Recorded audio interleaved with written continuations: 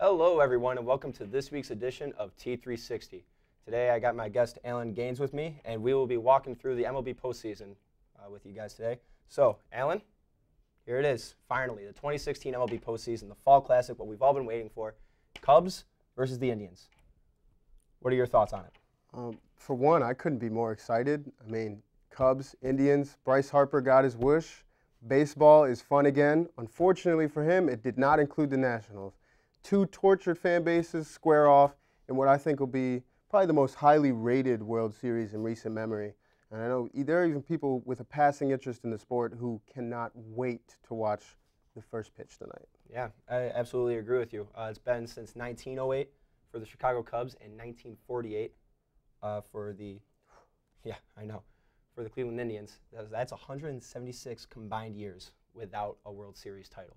Now, a lot of people think that the Cleveland Cavaliers had something to do with it. Obviously, they won the NBA championship earlier this year, and maybe Cleveland got some momentum, and who's to say, maybe people are superstitious like that, but we do know that the Cubbies are very superstitious.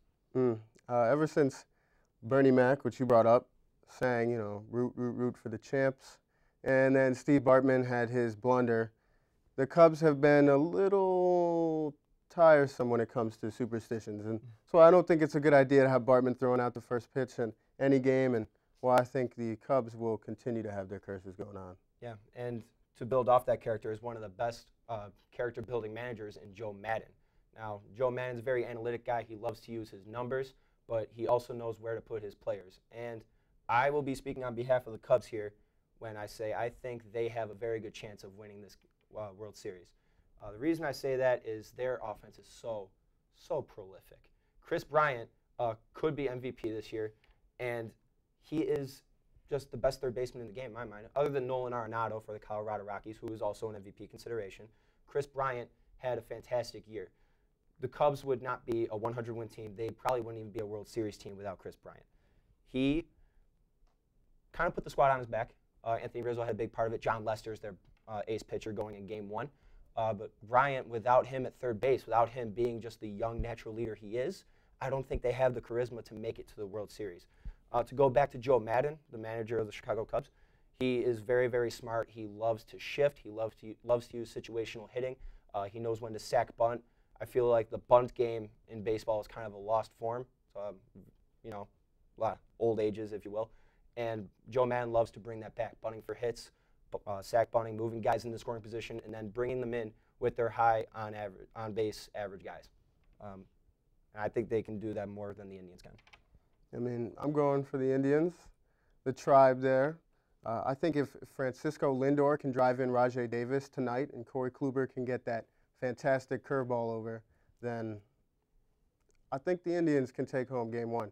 And Game 1 is the key thing in any series. And I don't see the Cubs coming out of this, especially with Terry Francona making such great, gutsy moves. He's 8-0 in World Series, a point my friend over here brought up. And I think he'll be 9-0, and I think I'll wait for my final prediction, but I want to hear what you have to say to that. Well, Terry Francona, he's a great manager. There's no denying that. When he managed the Red Sox, like you said, he's 8-0. So in 2004 and in 2007, he swept the Cardinals in 2004 and the Rockies in 2007. He's a great manager.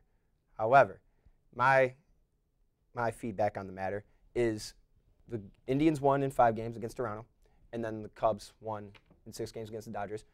Any team that has had to wait for the other championship series to finish. So what I mean by that is that the American League Championship Series finished first, and then the NLCS finished second.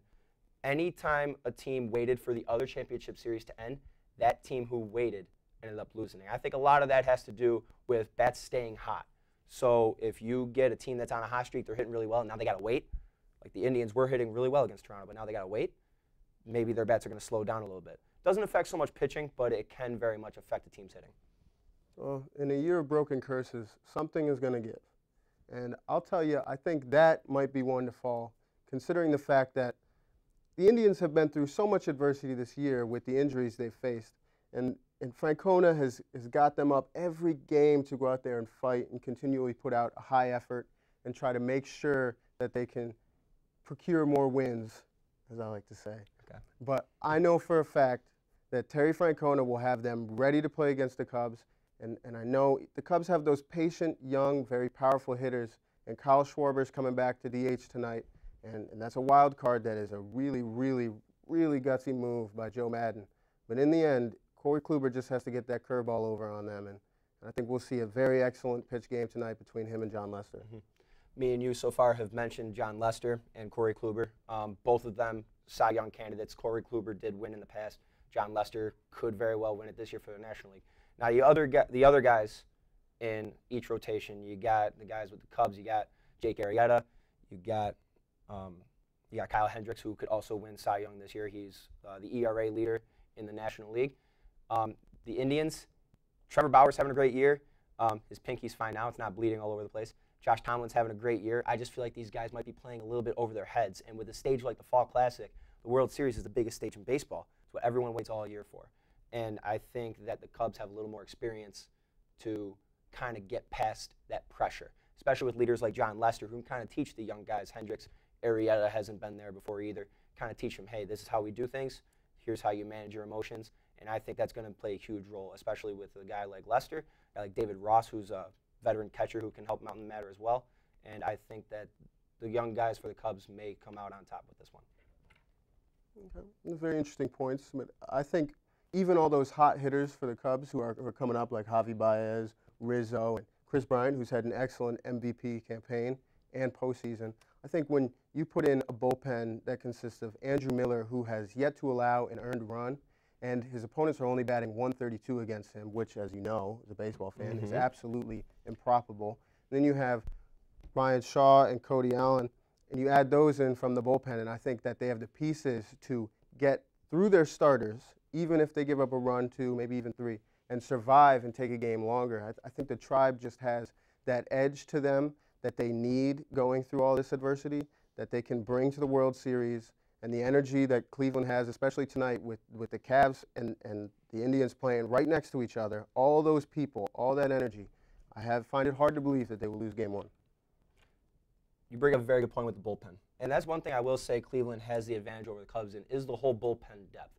You mentioned Andrew Miller for the Indians. He's having an incredible postseason run. He's faced 43 batters, and he struck out 21 of them. He's basically striking out every other guy he faces. He's incredible. He's having an incredible year. Plus, you got Brian Shaw, Cody Allen. You basically got 3 closers that can work into everyone.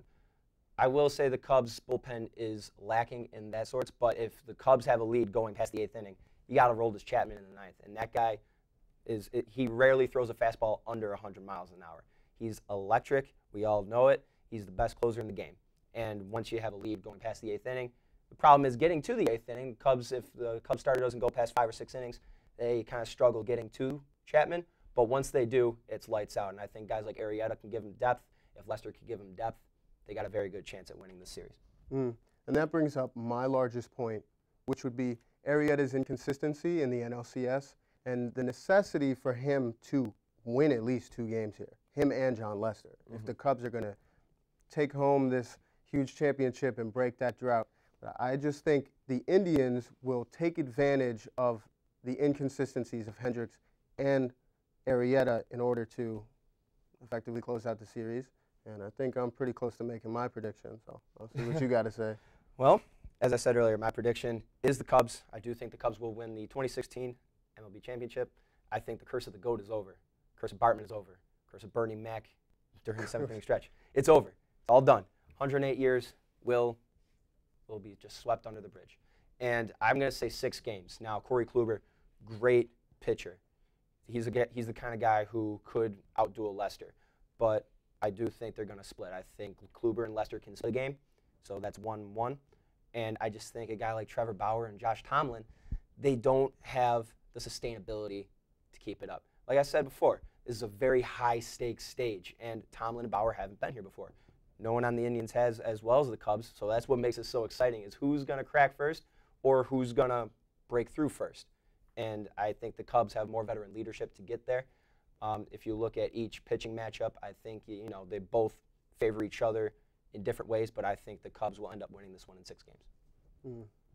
And I'd say very simply, if Kluber wins 2 games, Davis and Lindor team up for a few runs batted in, I think that the Cleveland Indians, yes, the Tribe, will win this in 7 games. Full 7. You're going to go for a full Full series? 7. I think this year has been fantastic for the sport of baseball, and I think that the World Series should be no different. Regardless of who wins, it will be the most highly rated World Series in pretty much any time. Indians in 7, book it. So we were kind of talking about different factors that could sway each other. Obviously, we do have some convincing arguments. So what's one thing from the Cubbies that if you were to have one thing that would scare you about the Chicago Cubs, what is that one subject? It's the entire lineup. I mean, you have guys like Javi Baez, Anthony Rizzo, Chris Bryant, and even Kyle Schwarber coming back. I mean, if you're going to bring a guy who hasn't played in a long time back, coming from a torn ACL, you have to have some type of faith that he can actually hit the ball, especially he's not a speedster. So I think that lineup scares me the most. Yeah. And you mentioned speedster. That's actually going to be my X factor, is especially against a guy like John Lesser, as we know. They have trouble, a lot of Cubs pitchers actually, because Arrieta has a high leg kick. They have trouble holding runners. So if Cleveland can do a good job of getting guys on base, they got Coco Crisp, Francisco Lindor, Jose Ramirez. They got a lot of guys who are real speedsters on the base pass. And if they can get on base, they can create pressure on these Chicago Cubs pitchers, then that could definitely spell trouble for the Cubs, because once you get runners in scoring position, once you're stealing bases, you're kind of putting pressure on the defense to make plays. You're putting pressure on the pitchers to make quality pitches. And now you're putting pressure on your offense to score runs. The Cubs don't have that issue in the scoring runs aspect, but it depends on how many runs their staff can give up. And it all starts with Cleveland making sure that their fast guys at the top and bottom of the order can get on base for their juicy middle to drive them in. That's it. Okay. So that's going to conclude our show. We both went back and forth on our arguments. Now it's up to you at home to decide. Watch a great World Series. Debate amongst your friends. It's going to be a great World Series and definitely one to make baseball fun again. No, yeah, for sure. Make sure to let us know what you think for the World Series in the comment section below.